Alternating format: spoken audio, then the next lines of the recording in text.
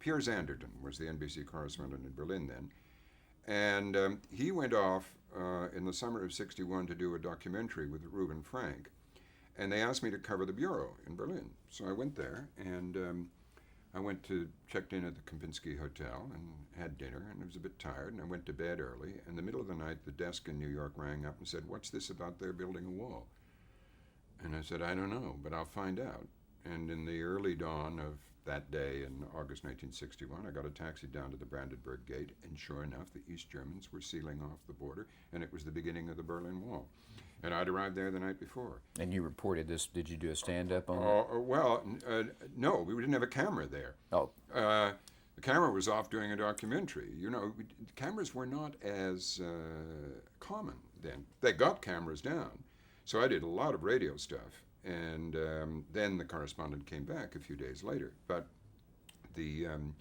I did wall stories for, I don't know, day and night for a month. And they were incredible stories because we saw, brick by brick, houses being sealed up from the ground floor up, and people leaning out like watching a flood rising up, and people on the ground on the street opposite, their friends and neighbors pleading with them to come out now while you still can, come out now in the French sector, the Bernauer Strasse.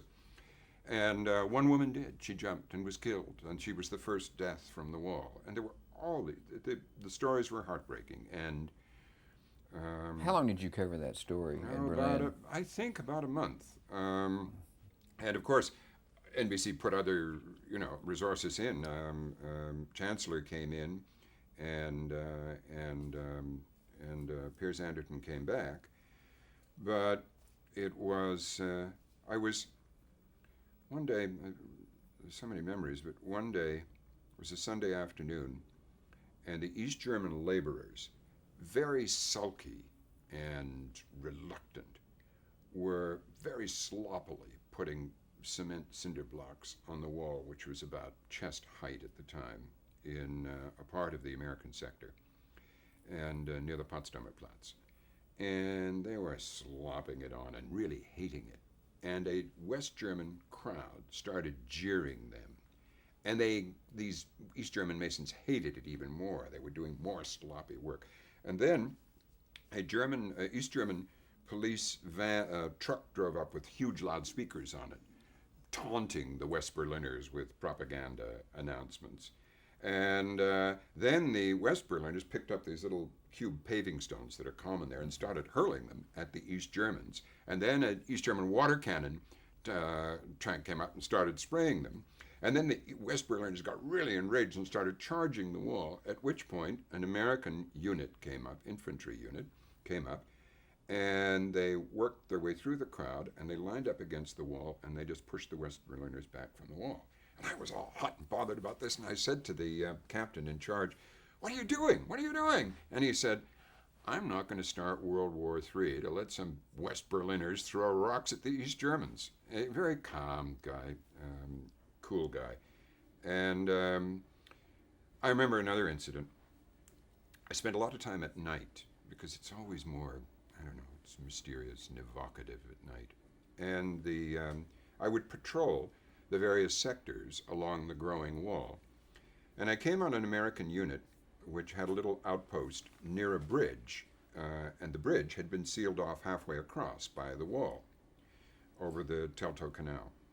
And these guys were sitting around. It was sort of drizzling slightly. They were sitting around in their ponchos and helmets, smoking, drinking cups of coffee. And then somebody said, "Captain, the general's coming." And these guys all snapped to, and in the middle of the night, the commanding general, I've forgotten his name, came by, and they all smartened up and everything. And the general said, "Good man, how you doing, everything, and what's happening over there?" And they said, "Nothing much." And he said, "Well, let's go and have a look."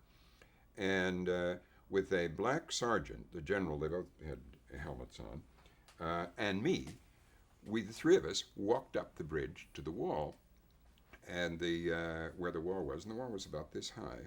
And the sergeant shone a big flashlight over the wall, and then they looked down over the wall, and there were two East German soldiers sleeping against each other on the other side of the wall, and the light caught a drip of rain from the American general's helmet just fell off and fell onto the face of one of these sleeping guys. They all woke up with a big thing, and it was just such a delicious little moment in the middle of the Cold War, you know. But when I was in Berlin, I went into East Berlin with a German student 2 or 3 days after the war started.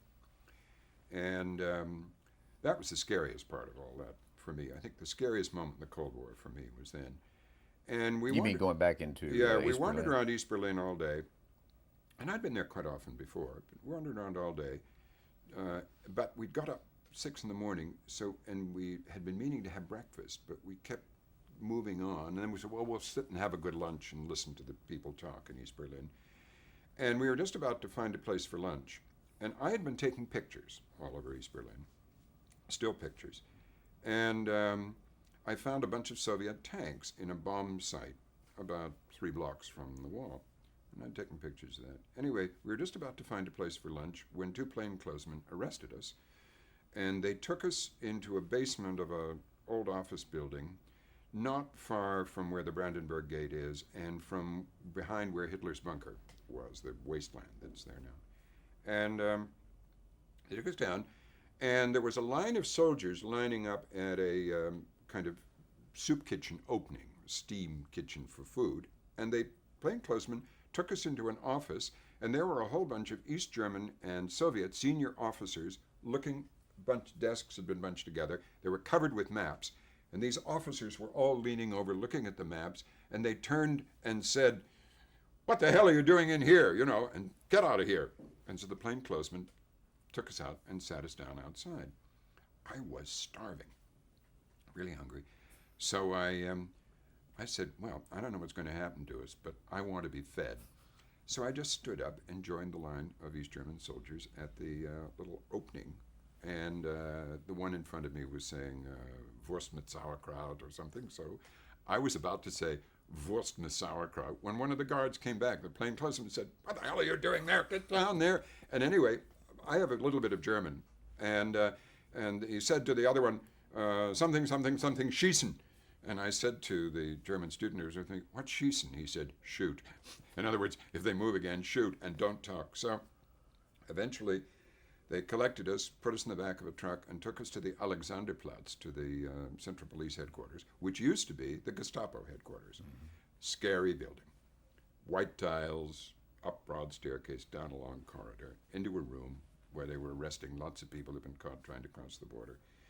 And I'll make a long story short, was there, not allowed to go to the bathroom. I still smoked in those days, not allowed to smoke, getting increasingly hungry, interrogated 3 times during the evening. The day wore on. More and more people came in, people who had been arrested, looking very pathetic.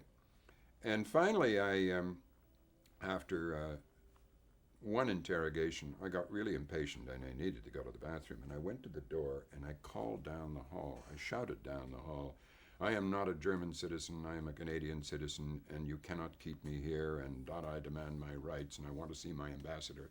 And I had about enough German to shout that.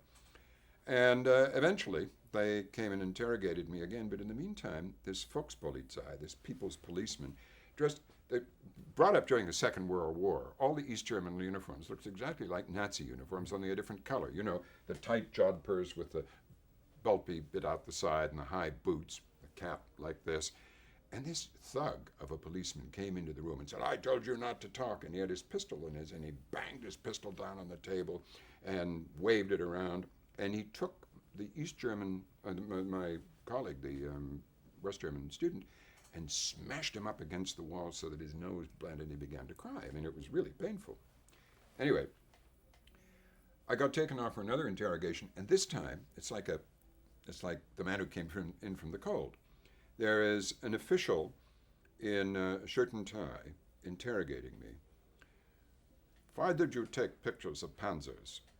And I said, "Well, they were there, and panzers being tanks." I said, "But you come from Canada.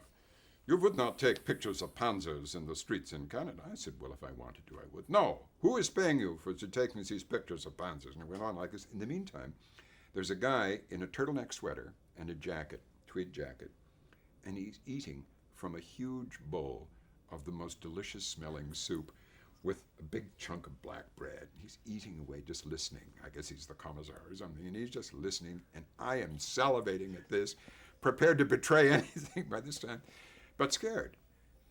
They wouldn't believe me. So the CIA is paying you for these pictures. How much are they paying you for each picture? $100 for each picture? $200? Who is paying you? And on and on and on. Finally, on the third time, near midnight, they said, well, we've decided, we've checked you, NBC, and yes, and you can go back to West Berlin, but we think the student should stay here for a while. What do you know about him?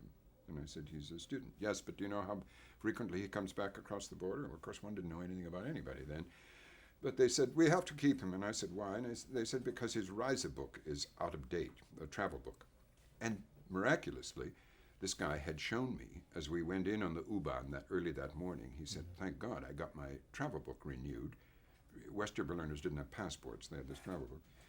But this idiot stamped it in the wrong place. Look, they stamped it on the back here instead of where they should have stamped it in this place. But anyway, I got it renewed. So I said to them, but he did have it renewed. It's stamped on the back. And the very surly guy turns it over and says, oh, well, but there are probably other things we should. Anyway, they eventually let both of us go. And I was never so glad as anything as to get on the train on the U-Bahn. And as we curved away from East Berlin, this is the elevated railroad.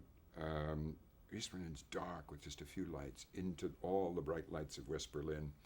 I really felt very glad to be back in the West.